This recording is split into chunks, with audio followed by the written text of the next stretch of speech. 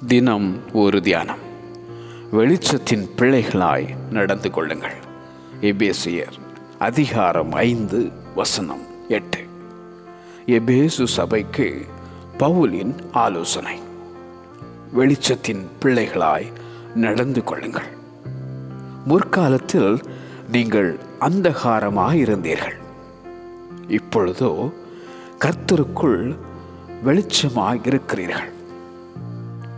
வெளிச்சத்தை உண்டாக்கி அது நல்லது என்று கண்ட தேவன் தம்முடைய பிள்ளைகளும் வெளிச்சத்திலே நடக்க வேண்டும் என்று விரும்புகிறார். நான் உலகத்திற்கு ஒளியாயிருக்கிறேன், என்னை பின்பற்றுகிறவன் இருளிலே நடவாமல் ஜீவ ஒளியை அடைந்திருப்பான் என்றார் ஆண்டவர் இயேசு. இருளில் நடக்கிறவன் தான் போகிற இடம் இன்னதென்று அறியான். தேவன் ஒளியாயிருக்கிறார், அவரில் எவ்வளவேனும் இருளில்லை. உலகத்திற்கு ஒளியாயிருக்கிற எங்கள் உன்னதரே, ஒளியின் பிள்ளைகளாய் நடக்க எங்களுக்கு கிருபை தார்.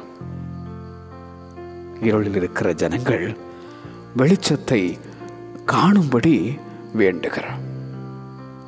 வெளிச்சத்தின் பிள்ளைகளாய் நடந்து கொள்ளுங்கள். வெளிச்சத்தின் பிள்ளைகளாய் நடந்து கொள்ளுங்கள். ஆமென்.